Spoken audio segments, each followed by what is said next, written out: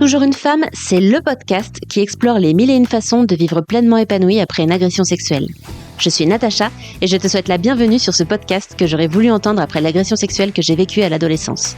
Comme beaucoup de femmes, j'ai cru pendant de longues années que je ne m'en sortirais jamais. Pourtant, aujourd'hui, j'ai une vie pleinement épanouie, particulièrement au niveau de ma sexualité. C'est possible. Seule ou avec mes invités témoins et experts, je donne à chaque épisode des clés pour que toi aussi, tu puisses te créer une vie dans laquelle tu te sentes libre, puissante et épanouie. Bonne écoute!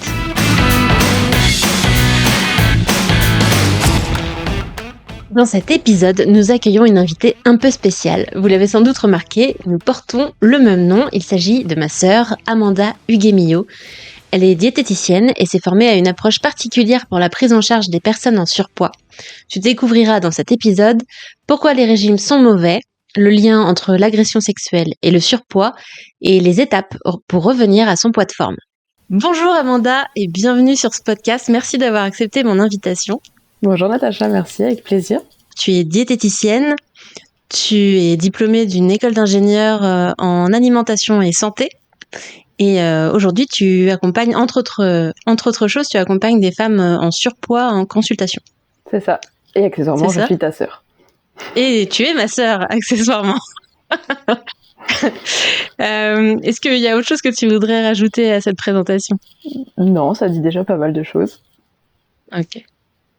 Alors du coup, est-ce que tu peux m'expliquer aux auditrices et auditeurs qui nous écoutent, en quoi consiste ton métier exactement ? Ouais, avec plaisir. Alors, déjà, je commence par dire qu'il y a beaucoup de préconçus autour du métier de diététicien nutritionniste. Le premier étant que nous sommes des amaigrissologues, que notre but est de faire maigrir les gens, notamment en donnant des régimes. Alors moi, c'est pas exactement ce que je fais, même si, en effet, j'accompagne des personnes qui sont en souffrance avec leur poids. Et quand je dis ça, ça veut dire aussi bien des gens qui sont en surpoids, obèses, mais aussi des gens qui le sont pas, mais qui vivent mal leur image corporelle. Voilà. Et je travaille sur un volet psycho-comportemental plutôt que purement nutritionnel, on va dire. Du coup, si tu les aides pas à maigrir, ça consiste en quoi globalement ce que tu les aides à faire ? Alors, je n'ai pas dit que je ne les aidais pas à maigrir, mais en tout cas, c'est pas mon objectif final. Dans le sens où il n'est pas toujours possible de maigrir, et pas toujours souhaitable non plus. Et accepter la réalité du poids, c'est une des étapes primordiales pour amorcer ce travail-là. Mon but à moi, c'est de faire en sorte que leur comportement alimentaire devienne plus sain, qu'ils soient en paix, en sérénité avec les aliments. Et ça ne signifie pas toujours de perdre du poids. Voilà. Ok. Et donc du coup, tu l'abordes d'une certaine manière, tu as commencé un petit peu à en parler et c'est notamment pour ça que je t'ai invitée parce que je l'ai pas dit dans l'intro, mais moi j'ai vraiment découvert ce que tu faisais le jour où tu m'as recommandé une de tes patientes et on a commencé beaucoup plus à en discuter à ce moment-là de l'approche que tu avais avec les personnes que tu accompagnes et je me suis rendu compte qu'on avait pas mal de choses en commun sur ce qu'on faisait et moi j'ai complètement découvert dans le domaine des diététiciens, je sais pas si on peut dire ça comme ça. Pour moi, j'avais le souvenir des diététiciens, effectivement, comme tu disais, un peu amaigrissologues, avec des plannings de ce qu'on avait le droit de manger, pas manger, etc. Donc pas forcément une très bonne image. Et j'ai découvert un univers que je connaissais pas du tout. Tu peux nous en dire un peu plus ? Ouais.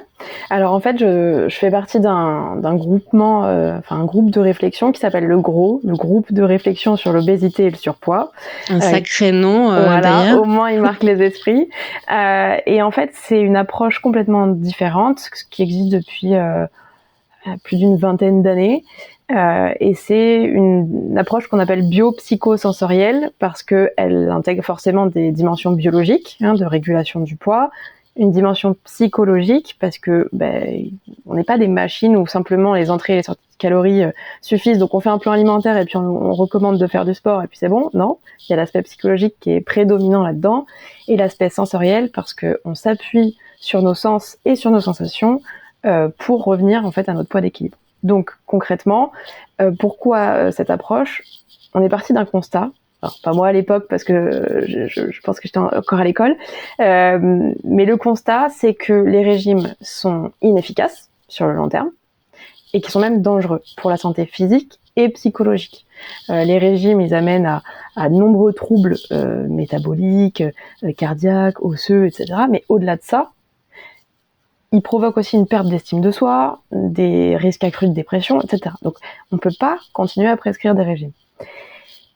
Donc, avec le gros, on travaille autour de 3 axes. Le premier, c'est de traiter la restriction cognitive. Alors, la restriction cognitive, c'est un gros mot pour dire que on considère que certains aliments font grossir, d'autres maigrir, et donc il faut manger d'une certaine façon sans tenir compte de nos besoins réels, mais parce qu'on nous a dit qu'il fallait manger 5 fruits et légumes par jour, donc il faut manger 5 fruits et légumes par jour, même si on n'a pas faim, même si c'est pas ça dont on a envie, etc. Donc manger selon ses sensations, c'est le premier point. Le deuxième point, ça va être reconnaître la souffrance des personnes en surpoids et obèses, la souffrance émotionnelle, et travailler là-dessus pour mieux gérer l'impulsivité alimentaire, notamment dans ce qui peut être compulsion alimentaire, mais pas forcément. Et le troisième point, c'est faire un travail sur l'acceptation de soi, sur l'estime de soi et sur l'affirmation de soi. Voilà. Donc c'est une démarche très globale. Le gros, c'est donc un groupe de réflexion à la base. On est des professionnels de santé de tous horizons. C'est-à-dire qu'on va avoir des psychologues, des diététiciens, des médecins spécialistes ou généralistes. On va avoir des psychomotriciens, on va avoir des sages-femmes. On a un peu toutes les professions qui sont regroupées, des infirmières, des psychothérapeutes. Voilà, on a beaucoup de professions. Et l'objectif, c'est de travailler tous ensemble avec nos spécialités à chacun pour cette approche, pour ce travail-là avec les patients. Voilà. Ok, du coup, vous vous complétez mutuellement. C'est pas forcément une seule personne qui va traiter les différents aspects que tu as cités avant. C'est ça. Par exemple, il y a une profession qui n'est pas très connue et pas très reconnue, c'est les psychomotriciens. Et moi, j'ai découvert ce que c'était finalement en étant en formation avec une psychomotricienne, où justement, ils vont pouvoir travailler sur l'estime de soi, sur le fait de réinvestir son corps, etc. Enfin, c'est vraiment ultra intéressant. Parce que là où moi, je vais avoir plus de mal à faire ça, puisque c'est pas l'objet des consultations.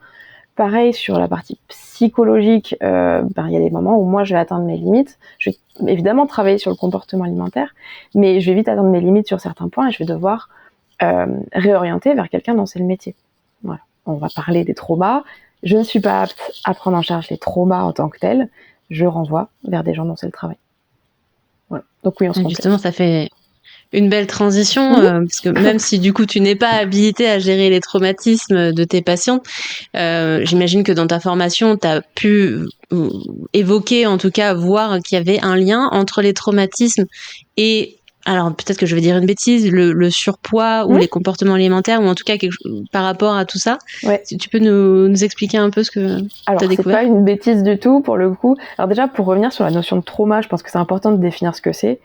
Un trauma, c'est pas l'expérience vécue. C'est pas l'expérience en elle-même, c'est pas l'événement. C'est le vécu psychologique de l'événement. C'est-à-dire que 2 personnes pourront vivre la même situation, et pour une, ça sera un trauma, et pour l'autre, ça le sera pas. Donc déjà, ça, c'est important. Et quand le trauma, il est à la fois physique et psychologique, comme c'est le cas dans les agressions sexuelles, dans les viols, eh ben ça aggrave les symptômes. Or, c'est quoi les symptômes d'un trauma ? Ça va être de l'évitement expérientiel. On va éviter de faire certaines choses pour revivre ce trauma, dont le ressenti corporel, par exemple, parce que pour certaines victimes, c'est extrêmement difficile d'être dans son corps. C'est très courant, effectivement, de se couper de son corps dans le cas d'agression sexuelle. Alors, et jusqu'à l'alimentation, du coup, jusqu'à la sensation... Et alors, bon, je vais être crue, mais notamment quand ça a été un viol buccal. Là, il y a encore plus de liens, et voilà, ça peut créer d'autres troubles du comportement alimentaire. Donc oui, il y a un lien. Moi, il se passe pas une journée en consultation où j'ai pas un patient ou soit une patiente qui me parle d'une agression sexuelle. Voilà. Beaucoup d'inceste, des viols, de la violence conjugale aussi, mais c'est quelque chose d'hyper prégnant. Alors il y a un biais évidemment, c'est que je prends en charge principalement des gens qui sont en surpoids ou obèses. Et aujourd'hui, il y a des études qui montrent des liens très très forts entre l'obésité et les agressions sexuelles. Notamment, j'ai vu une étude qui disait que parmi tous les patients qui étaient venus, enfin les patientes surtout, qui étaient venus consulter pour une chirurgie de l'obésité, donc une chirurgie bariatrique, il y avait 93% avec des antécédents d'abus sexuels. Voilà.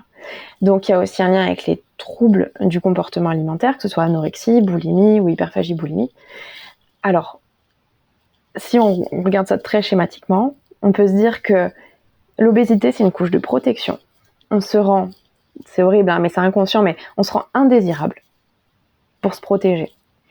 Et de l'autre côté, l'anorexie mentale, donc c'est une maladie psychiatrique aussi qui consiste à réduire énormément les apports alimentaires, augmenter ses dépenses dans le but de perdre du poids. Ouais, pour faire très schématiquement, c'est pas la définition officielle, mais on va dire ça comme ça. Ben là, ça peut être une façon de réduire ses caractéristiques sexuelles, par exemple la poitrine. Si on perd beaucoup de poids, on n'a plus beaucoup de poitrine. Donc du coup, pareil, y a ce truc-là de on est moins une femme, donc on attire moins. Enfin, voilà. C'est un peu maladroit ce que j'ai dit. Oui, c'est moins une femme par rapport aux stéréotypes de ce qu'est une femme, comment elle est représentée, etc. Je pense que on avait compris l'idée. Voilà. Donc, c'est des choses qui peuvent être le plus souvent très inconscientes. On ne fait pas ça dans ce but-là. Ah oui, là, je me prive de nourriture comme ça. Non, c'est pas du tout ce qui se passe, mais inconsciemment, ça peut être ça. Et notamment oui, parce que du coup, là, on parlait de surpoids, mais ça joue aussi dans l'autre sens où on s'amaigrit et du coup... Notamment chez les adolescentes, puisque l'anorexie débute le plus souvent à l'adolescence. Mais voilà, donc il y a ça. Ensuite, qu'est-ce qu'il y a d'autre comme le lien ? Par exemple, le contrôle. Je parlais de restriction cognitive tout à l'heure. La restriction cognitive, c'est un contrôle sur son alimentation. Je vais choisir ce que je vais manger. Ça, le contrôle, c'est aussi un symptôme du trauma. Ensuite, la dévalorisation. Une façon de... Excuse-moi de te couper, mais je vois bien ce que tu dis là. Il y a un côté de au moins je contrôle ça, quoi. Même si encore une fois c'est pas forcément très conscient, mais de dire au moins je contrôle ce que je mets dans mon corps, contrairement à ce que j'ai pu vivre avant, même si on n'est pas forcément sur les mêmes choses. Mais il y a ce côté de au moins ça je le contrôle quand on a l'impression de perdre pied sur beaucoup d'autres aspects de notre vie. Et surtout que les agressions sexuelles, il y a une espèce de perte de soi, perte de contrôle, c'est-à-dire qu'on est dépossédé du contrôle sur notre corps, donc ça renforce encore ce symptôme-là, quoi. Donc voilà. Ensuite il y a la dévalorisation du corps après un trauma qui peut survenir, donc soit dévalorisation dans le sens où on se dégoûte ou ce genre de choses, mais ça peut être aussi dévalorisation de ce qu'on ressent, c'est-à-dire que de toute façon je peux pas me faire confiance ou ce genre de choses, notamment quand par exemple on peut imaginer que si une victime a pas réussi à se défendre, elle va se dire qu'elle peut plus faire confiance à son corps si elle a pas réussi à crier, si tout ça, et donc ça fait une coupure supplémentaire. Et du coup ça c'est quoi le lien avec le poids, la dévalorisation du corps? Le fait de pas faire confiance à son corps, ça engendre des patients qui disent mais comment je peux faire confiance à ce que je ressens, à mes sensations alimentaires pour savoir quand manger, puisqu'il m'a déjà trahi. La trahison du corps, et alors surtout la mise à distance du corps, c'est rigolo, mais c'est pas que chez les personnes qui ont vécu des agressions sexuelles, mais la mise à distance du corps, c'est lui et moi, mais c'est deux choses différentes. Voilà. Et enfin, il y a des études qui montrent que l'encodage d'un trauma se ferait sous forme sensorielle. Donc, C'est-à-dire ça veut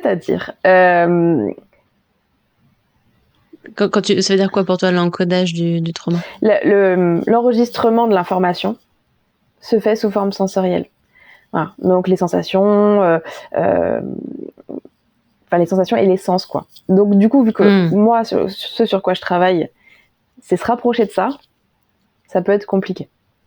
Ok, du coup, toi, dans l'approche que tu as avec tes patientes et patients, j'imagine que tu as les deux, comme tu es dans une approche de se reconnecter aux sensations, c'est des barrières, toi, que tu rencontres pour les personnes qui ont vécu des agressions sexuelles ou qui l'ont peut-être plus que d'autres? Exactement. C'est-à-dire que une des questions que je pose en première consultation, c'est est-ce que vous arrivez à identifier votre sensation de faim ?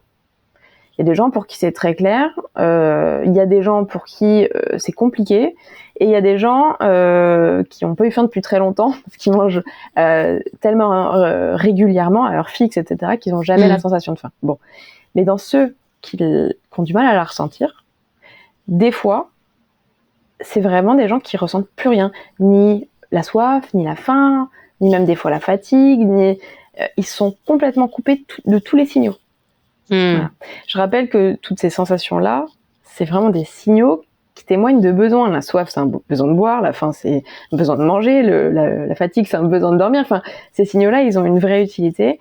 Et quand on est coupé de ces signaux-là et du ressenti du corps, finalement, c'est très compliqué de savoir comment répondre à ces besoins. C'est hyper intéressant ce que tu me dis là, parce que je fais le parallèle avec les femmes que j'ai en séance avec moi, et j'ai noté aussi cette déconnexion du corps que j'ai moi-même vécue, hein, d'ailleurs. Il y a pas mal de femmes qui viennent me voir en me disant j'aimerais ressentir du désir, et je n'y arrive pas ou je n'y arrive plus suite à une agression sexuelle. Et il y a vraiment cette barrière effectivement de déjà, est-ce qu'il y a d'autres choses que tu ressens dans ton corps? J'aimerais Qu'est-ce que tu ressentir point. ressens? Voilà. Donc il y a un vrai travail à faire effectivement sur les sensations. C'est hyper intéressant de voir c'est à plein de niveaux que ça se joue en fait. Ouais. Et alors ça peut passer par exemple, et c'est pas, enfin, si ça peut passer aussi par l'alimentation, mais si l'aspect sensoriel est trop lié à des événements désagréables, ça passe aussi. Alors, c'est aussi lié à l'évitement. Donc des expériences sensorielles ont été désagréables, ça a été encodé, ça a été voilà. Donc le sensoriel est désagréable. Donc on va éviter tout ce qui est sensoriel. L'évitement empêche donc d'avoir une vie pleine de plaisir, de bonheur, de tout ça. Mais ça veut dire que ça va être difficile, mais si on le fait, derrière, on va pouvoir changer, entre guillemets, pas changer, mais l'encodage en disant, ah, finalement, le sensoriel, ça peut apporter du plaisir. Et d'ailleurs, le plaisir est l'expression de la satisfaction d'un besoin. Ça me fait plaisir de boire quand j'ai soif, ça me fait plaisir de manger ce qui me faisait envie, ça me fait plaisir de dormir quand je suis fatiguée. Et donc, du coup, il faut changer cette vision-là de l'aspect sensoriel. Donc et toi tu dirais en réessayant des petites choses qui te ramènent au sensoriel et avec des sensations agréables, oui, pour petit à petit te reconnecter à ça. Oui, mais en étant accompagné, parce que alors, je pense que tu le dis aux personnes que tu accompagnes, la gestion d'un trauma, ça empire toujours le problème au début. C'est-à-dire que quand on commence à travailler sur un trauma, ça va plus mal avant d'aller mieux. C'est une règle universelle, ça, pour toi? C'est ce que montrent les études. Ça fait partie des choses c'est compliqué. Donc, il y a toujours un moment où, se confronter à ça, vu qu'on a évité pendant longtemps, c'est compliqué. Ouais, ok, je comprends. Je l'aurais pas dit de cette même manière-là, mais factuellement, puisque tu te protégeais jusqu'à maintenant, pour pouvoir guérir, il va falloir lever les barrières et les protections et plonger dans le cœur du sujet. Donc forcément, il y a une sensation de plus mal qu'avant qui est pas forcément... En fait, ça aggrave les symptômes, on va dire. Donc ça aggrave l'évitement au début, ça aggrave tout ça. Mais c'est nécessaire pour aller mieux derrière. Voilà, c'est juste bon. Et pourquoi je parlais de ça? Oui, parce que du coup, il va falloir retourner vers des expériences sensorielles agréables, mais même des choses comme aller se faire masser. Pour certaines personnes qui ont été victimes ou pas de violences sexuelles, ça peut être extrêmement difficile tellement la relation au corps est pas la première étape. C'est pas du tout la première étape. Voilà. Et il y a des choses, même se regarder devant un miroir, parce que c'est sensoriel aussi, hein, c'est visuel. Déjà rien que ça, se mettre devant un miroir et se regarder, ça peut être extrêmement pénible. Alors voilà, ça dépend de chaque personne. Ça peut être se mettre de la crème. Se mettre de la crème parce qu'on touche son corps. Même ça peut être très difficile. Voilà. Donc, plein de choses, plein de petites choses comme ça qui peuvent être faites au fur et à mesure en fonction de ce que les patients sont prêts à faire aussi. Ça se fait pas du jour au lendemain. Oui, c'est du cas par cas en fonction du niveau où chacun est. Et c'est les patients qui proposent, qui sont capables de faire aussi. Exactement. Ouais. Ok. Donc ça, c'est des choses que tu abordes toi en consultation ou c'est plutôt des choses que tu relègues à d'autres C'est des choses que j'aborde en consultation quand le travail sur le comportement alimentaire a été bien avancé. Voilà. De mon côté. Mais si après, en parallèle, ils ont un suivi psychomote ou psychologue, etc., et qui font le travail en parallèle, c'est génial. Mais c'est que moi, il y a un certain ordre. Il faut qu'il y ait certaines choses qui soient acquises pour passer à la suite, entre guillemets. Ouais, des étapes. Donc même si tout le monde le fait pas nécessairement dans le même ordre, il y a quand même une suite logique dans les expériences. Parce que, oui, autre chose, qu'est-ce qui change pour les patients? Donc je donne pas de plan alimentaire, ça on avait compris. Mais c'est surtout que tout est basé sur leur expérience à eux. Ce que je leur explique, c'est que personne sait mieux qu'eux ce dont ils ont besoin. Donc je ne peux pas savoir ce dont ils ont besoin a priori, parce que chaque jour ce sera différent, et qu'il n'y a que l'expérience qui peut montrer ce qui fonctionne ou pas chez eux. Et ce qui fonctionne sur un patient ne fonctionnera peut-être pas sur un autre. Donc tout est basé sur expérience, avec des expériences à faire d'une séance sur l'autre pour développer tout ce dont on a parlé plus tôt. C'est du cas par cas. C'est du cas par cas. Ok. Et donc du coup, si on récapitule un petit peu ce que tu nous as expliqué là, pour si une femme qui se sent concernée, donc qui a vécu une agression sexuelle et qui aujourd'hui est en surpoids ou je sais pas si on peut dire en sous-poids, je sais pas si c'est un mot qui se dit, en tout cas qui sent qu'il y a probablement un lien entre sa condition physique et ce qu'elle a vécu. Donc si on suit l'approche du gros, il y a donc il y a un ordre, c'est ça, à aborder? Alors, non, il n'y a pas un ordre. C'est si en consultation, ils vont voir un diététicien, il y aura sûrement un ordre, mais sinon, si c'est un autre professionnel, il n'y aura pas forcément le même ordre. Alors, déjà, la première chose, c'est que le surpoids, enfin le gros, à la base, traite uniquement le surpoids et l'obésité, pas le sous-poids. D'accord. C'était ça à la base. Mais le traitement du trauma aura probablement des impacts positifs sur le poids si quelqu'un est en sous-poids. Bon, bref. Alors, qu'est-ce qu'on peut faire? Déjà, dépister le trauma. Ça, c'est une des choses qui est très intéressante en consultation. Un peu déprimant, mais très intéressant, c'est que la plupart du temps, je suis la première à leur poser la question. Personne leur a demandé avant, et du coup, des fois, elles n'en ont jamais parlé. Parce que juste personne leur a demandé. Donc rien que poser la question. Il y a des personnes qui pensent pas que ce qu'ils ont vécu peut avoir créé un traumatisme. Tout à fait. Tout à fait. Et des fois, même ils font pas le lien, alors que la prise de poids, par exemple, a eu lieu juste après. Mais ils font pas ils font pas le lien, et des fois ils vont dire ah mais j'ai pris la pilule à ce moment-là. Et du coup ils vont mettre ça sur le compte de la pilule, ce qui est possible, n'est pas aidé, hein, mais en tout cas ils font pas le lien avec le trauma. Après c'est aussi une façon de se protéger, hein, mais voilà. Donc déjà poser la question, des fois ça fait que les personnes font le lien. Alors dépister, reconnaître la souffrance qui découle de ça, accueillir la parole aussi, hein, parce que faut être prêt à entendre ça en tant que praticien. Et du coup, du point de vue de la personne. Alors, justement, j'allais y venir parce que c'était le prochain point. Faire le lien. D'accord. Enfin, suggérer le lien entre le vécu traumatique et la prise de poids. Donc, pour le patient, de son côté, c'est pas du coup reconnaître qu'il y a peut-être un lien entre les deux, identifier ça, et ensuite consulter quelqu'un dont c'est le métier de lever ses traumas. Voilà. Donc, de mon côté, réorienter. Ok. Ouais. Du coup, pour une personne, parce que dans le cadre d'un traumatisme, il y a des moments où on se sent prêt et il y a une période avant où on se sent pas forcément prêt à aller voir quelqu'un. Quelqu'un, du coup, qui aurait envie d'avancer sur le sujet, mais qui se sentirait pas encore prêt à aller se faire accompagner. Qu'est-ce qui pourrait être en son pouvoir, là, pour commencer peut-être un peu de son côté Alors, j'en ai moi des patients qui ont des traumas, qui sont conscients de la présence du trauma et de l'impact que ça a sur eux, et qui sont pas prêts à consulter des psychologues, etc. Ça nous empêche pas de travailler. On n'avance pas aussi vite qu'on pourrait le faire, mais ça n'empêche pas de travailler sur le poids. C'est juste qu'on va être potentiellement limité sur la reconnexion au corps, sur le respect des sensations alimentaires, etc., etc. Mais ça n'empêche pas de commencer le travail. Voilà. Pour toi, tout commence par reconnaître le lien entre le traumatisme et le surpoids.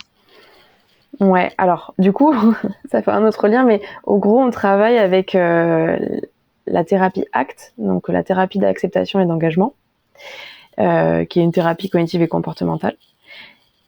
Et une des choses de l'acte aussi, ça va être le fait de mettre des mots, parce que les mots vont conditionner la pensée, vont tout ça.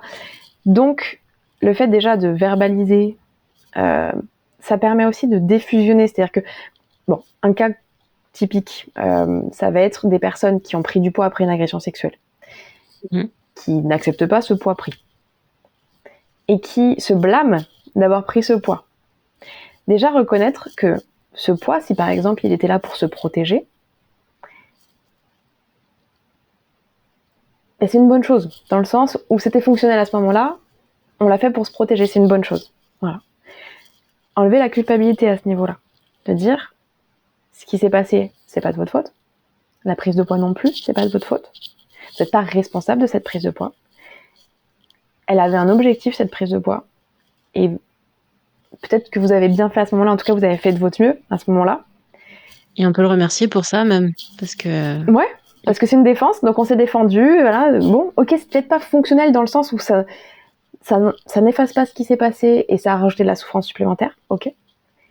Mais n'empêche qu'à un moment, cette prise de poids, elle était là pour se protéger. Ouais. Donc, on se remercie. Pourquoi pas. Déjà, quand on a dit ça, il y a une sorte de culpabilité qui s'enlève parce que non, c'est pas parce qu'on est sans volonté, c'est pas parce qu'on est nul, c'est pas parce que... Et en même temps, c'est logique de croire ça puisque c'est ce qu'on nous répète tout le temps, que pour perdre du poids, il suffit de bouger plus, de manger moins et du coup, si on prend du poids, bah, c'est notre faute. Sauf que c'est pas le cas, c'est pas vrai. Donc déjà, d'entendre ça, ça fait énormément de bien. Et surtout, ça enlève de la douleur sur de la douleur. Voilà. Sur de la douleur, sur de la douleur. C'est la différence entre la douleur et la souffrance. C'est que la douleur, c'est ce qu'on ressent vraiment, et la souffrance, c'est ce qu'on raconte autour de la douleur et qui amplifie le vécu, le factuel, quoi. Ouais. Et donc là, en fait, déjà quand on a dit ça, on enlève la culpabilité. Et pourquoi la culpabilité, c'est pourri quand on parle du poids? C'est que par exemple, donc je reprends mon exemple, on a pris du poids suite à une agression sexuelle. On n'accepte pas ce poids pris. C'est-à-dire on lutte. Et comment on lutte? On va faire en sorte de se mettre au régime. Même si on ne dit pas que c'est un régime, même si on dit que c'est un rééquilibrage alimentaire, à partir du moment où on change son alimentation pour perdre du poids, et selon des critères qui ne sont pas nos besoins, mais ce qu'on nous a dit qu'il fallait faire, on est dans le contrôle, on est dans la restriction cognitive. Le problème du contrôle, c'est que ça fait appel au système exécutif, donc on va dire une partie du cerveau qui gère aussi l'organisation, le fait d'être multitâche, etc. Ce centre, il est comme une batterie de téléphone. Toute la journée, quand on l'utilise, ça épuise de plus en plus la batterie. Et la nuit, on la recharge et rebelote le lendemain. Et au fur et à mesure, la batterie elle tient de plus en plus, de moins en moins de longtemps. Voilà. Donc, on épuise les capacités de contrôle. Et quand on épuise ces capacités de contrôle, qu'on n'est plus capable de tenir ce qu'on s'est dit qu'on allait faire versus nos besoins, parce que le corps va réclamer quelque chose et on va dire non, tu n'auras pas de chocolat parce que ça fait grossir. Au bout d'un moment, on n'est plus capable de tenir, on craque. Là où ça devrait nous faire du bien. Avec des guillemets pour ceux qui n'ont pas la vidéo. Voilà, avec des guillemets. Parce que du coup, j'utilise volontairement ce mot craquer, parce que c'est le contrôle qui craque, qui lâche. Et là, on se sent nul d'avoir craqué, donc on rajoute de la culpabilité.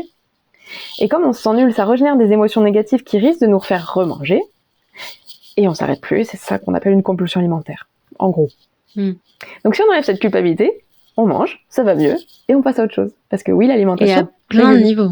Oui. À plein de niveaux, la culpabilité, moi, c'est un des premiers sujets que j'aborde, parce que tant que la culpabilité, elle est là, on peut pas avancer sur le reste. C'est la première barrière à l'entrée, parce qu'effectivement, dès qu'il y a des potentielles améliorations, il y a la culpabilité qui vient se remettre devant avec une estime de soi au plus bas, mais de toute façon je peux pas y arriver, non mais de toute façon ça peut pas marcher, et donc la culpabilité c'est vraiment le premier truc à faire sauter. Je le disais tout à l'heure, on se rejoint vraiment sur pas mal de trucs, alors qu'à la base on fait pas du tout le même métier. Je trouve ça très drôle. Non, mais en même temps je pense que justement je pense que l'acte a aussi irradié, là c'était la thérapie d'engagement et d'acceptation, elle a irradié dans plein de domaines aussi, et voilà, je pense que c'est aussi pour ça qu'il y a des choses qui se rejoignent. Puis on fait aussi ce qui marche, je veux dire, donc si ça marche dans un domaine, il n'y a pas de raison que ça ne marche pas dans un autre. C'est ça, parce que finalement, de ce que tu nous expliques depuis tout à l'heure, ça paraît être du bon sens, en fait. Parce que là, en fait, tu nous parles de se reconnecter à son corps, d'essayer de comprendre ce dont il a besoin et de le nourrir en fonction de ce qu'il demande, plutôt que des recommandations universelles qui sont censées marcher pour tout le monde. Est-ce qu'il y a encore des gens sur Terre qui pensent qu'on a tous les mêmes besoins? Oui, beaucoup. Oui, beaucoup, visiblement. Voilà.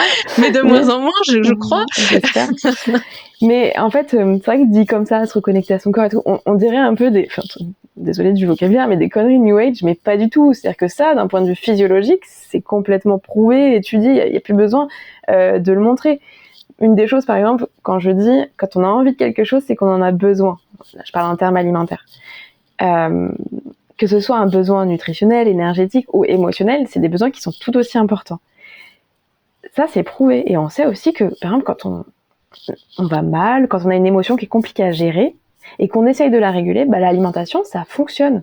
Et alors, c'est pas des carottes râpées, quoi. Ça va être des aliments qui sont caloriques, qui sont gras et ou sucrés et qu'on aime. Voilà, donc pour certains, c'est le chocolat. Moi, c'est le saucisson. Mais voilà, en tout cas, ça, d'un point de vue physiologique, ça a été étudié, même chez les animaux. Ça régule, ça diminue le cortisol. Enfin, on va vraiment mieux après avoir mangé. Donc, Et du coup, en quoi c'est bon d'écouter c'est des compulsions alimentaires, du coup, non, on appelle ça pas comme du ça? tout. Ça, c'est Non. des envies de manger émotionnelles. Ça se transforme en compulsion quand on lutte. Et c'est là où ce que je voulais dire, c'est que du coup, ça va mieux quand on mange, mais si on culpabilise, déjà c'est de très courte durée ce réconfort, et puis en plus, du coup, ça rajoute de la souffrance. Donc, ta question, pardon, j'ai oublié. Ma question, c'était en quoi c'est utile Alors, du coup, je vois qu'il y a des mots qui sont ancrés. J'allais dire de céder à ses envies. Ouais, céder, Donc, c'est un c'est mot pas le qu'on bon entend, mot, ouais. du coup. C'est pas céder, c'est répondre. Ouais. Céder, en effet, ça c'est cette connotation que voilà, on a lutté puis on a perdu, quoi. Répondre, en quoi c'est utile? Alors, donc ce que je disais au début, c'est que je ne peux pas garantir aux patients qu'ils vont perdre du poids. Pourquoi? Parce qu'en répondant à ces besoins, on revient au poids d'équilibre. Je parle pas de poids de forme, je parle de poids d'équilibre. Le poids d'équilibre, c'est une valeur de consigne pour le corps vers laquelle il essaie de ramener. Je fais le parallèle avec la température corporelle. La valeur de consigne pour le corps, c'est 37 degrés. C'est différent du poids, où là, c'est la même pour tout le monde, mais le poids, on a tous une valeur vers laquelle le corps essaie de nous ramener. Encore, la température, il y a des gens qui sont plus vers le 36 que le... Oui, mais du coup, comme pour la le poids, tension, c'est vachement plus large comme comme cible. Bon, donc cette valeur de consigne là, le corps fait tout pour nous y ramener. Comment? Avec des signaux, notamment de faim et de satiété. Alors la satiété, c'est l'absence de faim, donc c'est l'absence de signal en fait. Et la faim, c'est un symptôme physique, le ventre qui gargouille, le creux dans l'estomac. Des gens, c'est la paupière qui tremble, d'autres, c'est un truc dans la gorge. Enfin, ça, c'est très personnel aussi. Et quand on répond à ces besoins-là, et d'autres, les envies de manger, le rassasiement, donc le fait d'avoir répondu à ces envies-là, in fine, on revient à notre poids d'équilibre. Mais, est-ce qu'il y a un mais? Il y a des gens qui viennent me voir en disant « Oui, alors, aujourd'hui, je fais 90 kilos, mais j'ai gardé le poids de 60 kilos pendant quasiment toute ma vie. » Et donc, ils pensent que c'est leur poids d'équilibre. Ça a été leur poids d'équilibre, probablement. Mais aujourd'hui, leur poids d'équilibre a pu se dérégler vers le haut, jamais vers le bas. Pourquoi? Parce que le poids d'équilibre, c'est pas vraiment un poids. On n'a pas une balance interne qui dit qu'on fait 60 kilos.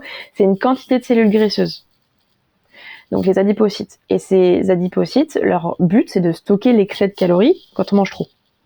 Donc ces adipocytes, ils peuvent grossir comme ça, se gorger de graisse quand on a un excès de calories. Et puis ils relarguent ces graisses pour les utiliser quand on en a moins. Voilà. Donc ça c'est réversible. Ce qui veut dire que quand on a un excès de calories à Noël, par exemple, et ces adipocytes, ils vont grossir. Et puis après les fêtes où ça va se calmer, ils vont retrouver leur taille normale.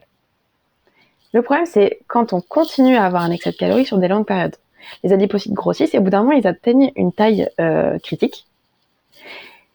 Et là, ils peuvent plus se développer. Donc la seule façon pour eux de continuer à stocker l'excédent de graisse, c'est de recruter de nouvelles cellules. Et donc là, on a plus un adipocyte, mais peut-être deux, qui à son tour peut aussi stocker des graisses. Et autant ça, c'est réversible, autant la multiplication, elle est irréversible, et c'est ça qui modifie le poids d'équilibre vers le haut. Donc, dans le premier cas, là, on prend du poids, mais le poids d'équilibre ne change pas. Dans le deuxième cas, on prend du poids et le poids d'équilibre change. Et donc, on a une nouvelle valeur de consigne pour le corps. Et donc, c'est impossible de détruire des cellules graisseuses créées? Aujourd'hui, oui. D'accord. En fait, donc ce que tu peux faire au mieux, c'est de les réduire à leur minimum de stockage, mais pas les détruire. C'est-à-dire, pour redescendre sous le poids d'équilibre, comme tu dis, en fait, en réduisant au maximum la taille, pour revenir en dessous du poids d'équilibre, il faut être tout le temps dans le contrôle et dans la privation. Ah oui, parce que si on diminue au maximum le stockage, ça veut dire qu'on est en dessous du point normal parce qu'on est censé en stocker, c'est ça? Il faut des réserves, sinon le corps se met en mode warning, attention, on va mourir, enfin un peu drama queen le corps, quoi. Son but, c'est de nous maintenir en vie, il faut pas l'oublier. Et pour lui, cette quantité de graisse stockée, c'est sa façon de nous maintenir en vie. D'accord. Oui, Voilà. parce que tu rappelles un truc qui est peut-être évident pour toi, mais qu'on a besoin de gras pour vivre, en Oui, fait. un minimum parce que le corps a pas notion qu'aujourd'hui on est en surabondance alimentaire. On a toujours cette peur de manquer, avant on mangeait pas tout le temps à heure fixe, etc. Donc il fallait stocker pour pouvoir réutiliser plus tard au moment où on pourrait pas manger de suite. Aujourd'hui c'est plus le cas, mais on a gardé ça quoi. Donc oui, il faut une petite quantité de graisse quand même. Et cette quantité, elle dépend de chaque individu. C'est en partie génétique, mais pas que. Il y a un peu d'épigénétique. Mais ce qui va vraiment influencer le poids, c'est le comportement alimentaire. C'est-à-dire qu'on peut être prédisposé à avoir un poids naturellement haut. Ça, c'est injuste, c'est la grande roulette de la vie. Mais c'est à force de lutter contre ce poids qu'on risque de le dérégler et de le faire remonter ce poids d'équilibre. Voilà. D'où l'importance de l'acceptation du poids. Accepter, c'est pas être content de faire ce poids-là, c'est pas se résigner à faire ce poids-là. C'est juste dire, ok, la situation, pour moi, elle est pourrie, je suis pas ok avec ça, mais comment j'en tire le meilleur profit, finalement? Voilà. C'est ça, l'acceptation. C'est ouvrir les yeux sur ce qui est pour pouvoir ensuite évoluer vers ce qui est important pour nous d'une manière ou d'une autre, quoi. Vers les valeurs. Ah, on se rejoint encore une fois. Voilà, parce que j'ai beaucoup de gens qui viennent et je leur demande pourquoi ils viennent me voir, ils me disent pour perdre du poids. Ok, mais c'est pas la vraie raison de perdre du poids. Pourquoi perdre du poids? Alors, on va pas se mentir, d'un point de vue sociologique, etc., être mince, c'est plus facile. Ouais, c'est vrai. Mais souvent, c'est quand même pas la raison. On va avoir des gens, par exemple, qui disent... en fait, une question, c'est qu'est-ce que votre poids vous empêche de faire? Votre poids ou votre image corporelle? Et des fois, on va me dire d'aller à la plage. Alors, on est d'accord que leur poids ne leur empêche pas d'aller à la plage. Ils s'empêchent d'aller à la plage à cause de leur poids. Et ça s'entend. C'est très difficile. Ok. Mais par contre, s'ils me disent, je veux faire un saut à élastique et la limite de poids, c'est 100 kg, j'en fais 110. Ok. Là, votre poids vous empêche de le faire. Ok. Après, est-ce que le saut à l'élastique est plus important que le risque de perdre du poids pour le reprendre derrière avec souvent un bonus? Voilà. C'est une vraie question à poser. Hein. Peut-être que la réponse est oui. Peut-être que c'est plus important. Voilà. Mais quelle est la vraie raison? Qu'est-ce que votre poids vous empêche de faire? Aller à la plage. Ok, bon. Qu'est-ce qui est important dans le fait d'aller à la plage? Passer du temps avec mes enfants. Ok. Est-ce que dans un premier temps, il n'y a pas moyen de passer du temps avec vos enfants en faisant autre chose? Si, pour l'instant, aller à la plage, c'est trop compliqué. Voilà. Donc, se rapprocher des valeurs, avoir une vie pleine de sens, malgré le poids, malgré l'image qu'on a de son poids. Voilà. Donc, tout ça, c'est hyper important, quoi. Excellent. Ouais, je me retrouve beaucoup dans ce que tu présentes, dans le cheminement d'aller chercher ce qui est important pour soi, au-delà des solutions qu'on avait déjà en tête, en fait, finalement, pour pouvoir contourner certaines barrières. Il y a des barrières qu'on peut faire sauter, puis il y a des barrières qui sont là et qui seront là pour toujours, et voir comment on peut aménager sa vie ou autre pour faire en sorte d'atteindre ce qui est important pour soi. On se rejoint complètement là-dessus. C'est effectivement l'approche que j'ai aussi. On commence à arriver vers la fin du podcast. Si on devait résumer ce que tu nous as dit dans l'idée du coup d'aider des femmes qui sont en surpoids et qui ont vécu une agression sexuelle, qu'est-ce qu'on pourrait retenir de tout ce qu'on s'est dit là? Je pense que la chose la plus importante à retenir, si je m'adresse à des femmes directement qui sont dans cette situation, c'est déjà que c'est pas de votre faute. C'est pas de votre faute d'avoir pris du poids. C'était peut-être même une bonne chose.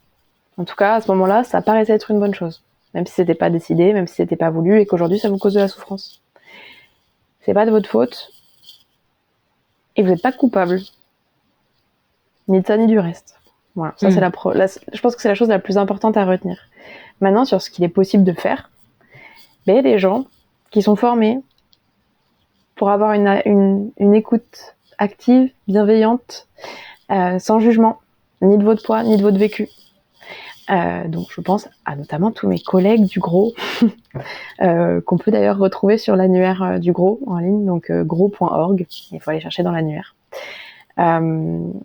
Il y a aussi des médecins ou des praticiens de santé qui sont pas membres du Gros, mais qui ont une approche aussi bienveillante, parce que des fois ça rajoute de la souffrance aussi quand il y a de la grossophobie médicale. Donc là, je vous invite à aller sur Gras Politique, qui est une association et qui a une carte de France où les gens ont répertorié les praticiens de santé safe par rapport à ça. Voilà. Donc à retenir, qu'est-ce qu'on peut faire? Se faire accompagner par des gens bienveillants. Voilà. pour se reconnecter à son corps. Super.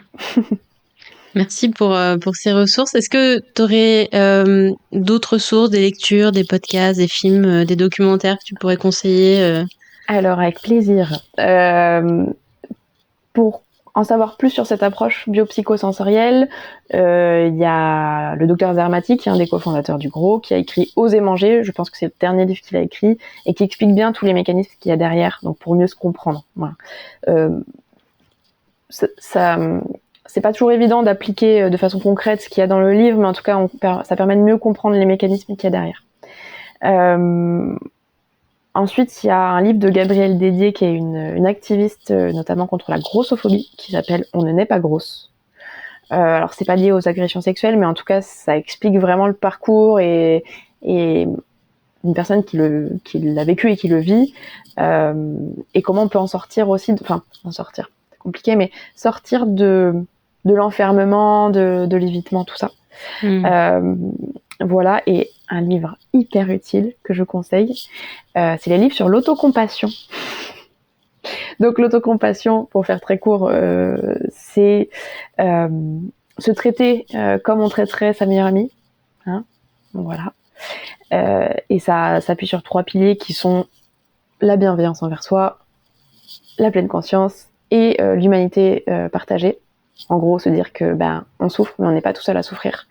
Et rien que de savoir ça, ça nous rappelle notre humanité commune. Et donc, il y a un super bouquin d'une des papesses de l'autocompassion qui est Christine Neff, et ça s'appelle Mon cahier d'autocompassion en pleine conscience, qui est à la fois de la théorie et de la pratique, que je conseille. Ça peut être un très bon cahier de vacances.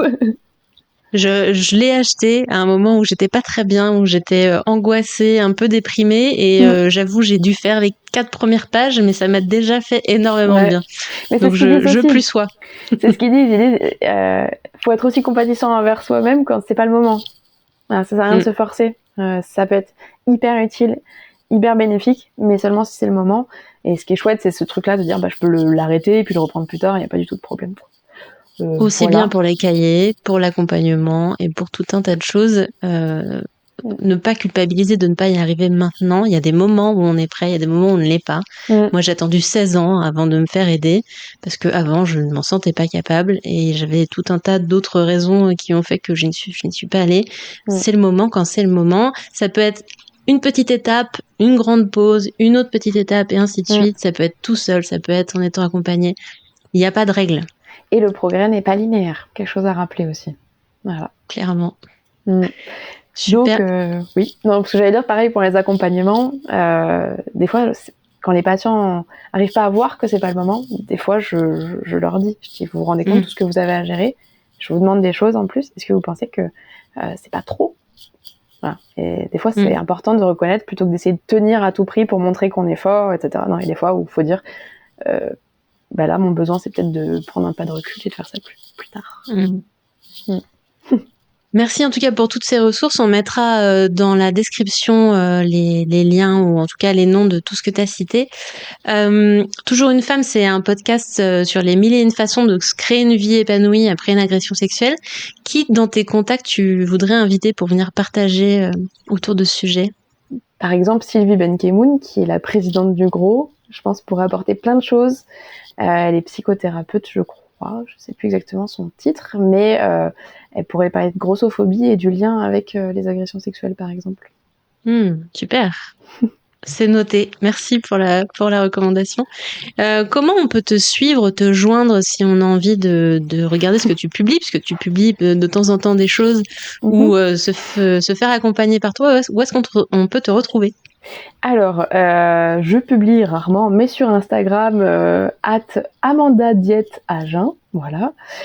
Et sinon, pour les accompagnements là où je vis, donc à Agen, dans le sud-ouest, sur Doctolib, et en visio sur Ma Diète en ligne, en cherchant mon nom. Ok, super. Et on mettra tous ces liens aussi en description pour pouvoir te retrouver. Merci infiniment, Amanda. Est-ce qu'il y a quelque chose que tu voudrais ajouter avant qu'on clôture cet épisode? Non, merci de m'avoir invitée. C'était chouette. Et puis, peut-être une prochaine. Peut-être une prochaine sur un autre sujet. Merci beaucoup, Amanda. Merci de nous avoir écoutés et à très bientôt. C'est la fin de cet épisode, je te remercie pour ta chaleureuse écoute. Si tu veux être informé des prochains épisodes ou en savoir plus sur comment j'aide les femmes ayant vécu une agression sexuelle à se créer une vie dans laquelle elles se sentent libres, puissantes et épanouies, rejoins ma newsletter sur toujoursunefemme.fr/newsletter. Tu retrouveras le lien en description. Je t'envoie tout mon amour et à très bientôt.